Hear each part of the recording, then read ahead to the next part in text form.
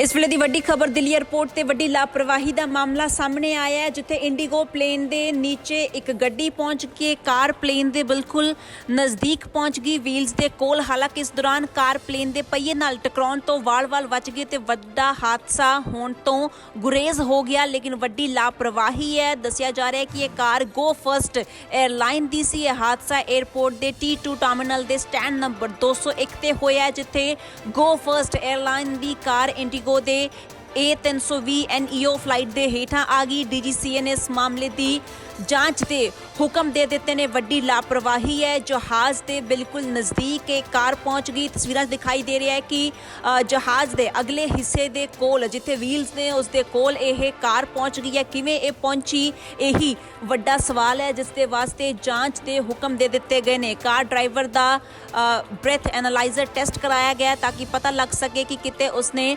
शराब तो नहीं पीती हुई सी। दसिया जा रहा है कि हालांकि जिहड़ी रिपोर्ट आई है उहदे विच अजिही कुछ चीज़ सामने नहीं आ रही है, लेकिन वड्डा हादसा होने तो बचाव होया है। कुछ भी हो सकता सी। जिस तरीके दे नाल एक कार इत्थे प्लेन के बिल्कुल नज़दीक पहुंची है। दिल्ली हवाई अड्डे दीयां तस्वीरां ने।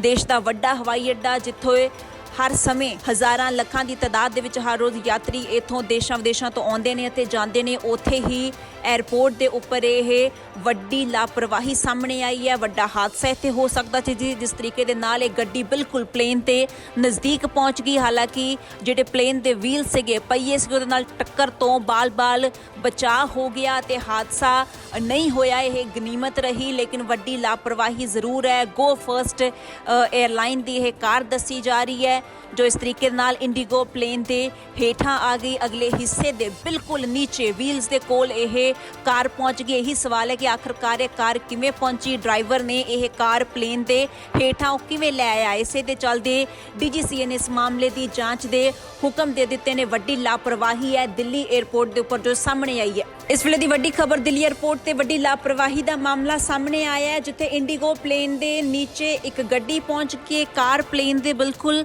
नज़दीक पहुंच गई व्हील्स के कोल। हालांकि इस दौरान कार प्लेन के पहिए नाल टकराउण तो वाल-वाल बच गए तो वड्डा हादसा होने तो गुरेज हो गया। लेकिन वड्डी लापरवाही है। दसिया जा रहा है कि यह कार गो फर्स्ट एयरलाइन की सी। यह हादसा एयरपोर्ट के T2 टर्मिनल के स्टैंड नंबर 201 ते होया, जिथे गो फर्स्ट एयरलाइन की कार इंडिगो दे A320 NEO फ्लाइट के हेठां आ गई। DGCA ने इस मामले की जांच के हुक्म दे दिते ने। वड्डी लापरवाही है। जहाज़ के बिल्कुल नज़दीक एक कार पहुंच गई। तस्वीर दिखाई दे रही है कि जहाज़ के अगले हिस्से के कोल जिथे व्हील्स ने उसके कोल यह कार पहुंच गई है। किवें ये पहुंची यही वड्डा सवाल है, जिसके वास्ते जांच के हुक्म दे दिते गए ने। कार ड्राइवर का ब्रेथ एनालाइजर टेस्ट कराया गया ताकि पता लग सके कि किते उसने शराब तो नहीं पीती हुई सी। दसिया जा रहा है कि हालांकि जिहड़ी रिपोर्ट आई है उहदे विच अजिही कुछ चीज़ सामने नहीं आ रही है, लेकिन वड्डा हादसा होने तो बचाव होया है। कुछ भी हो सकता सी। जिस तरीके दे नाल एक कार इत्थे प्लेन के बिल्कुल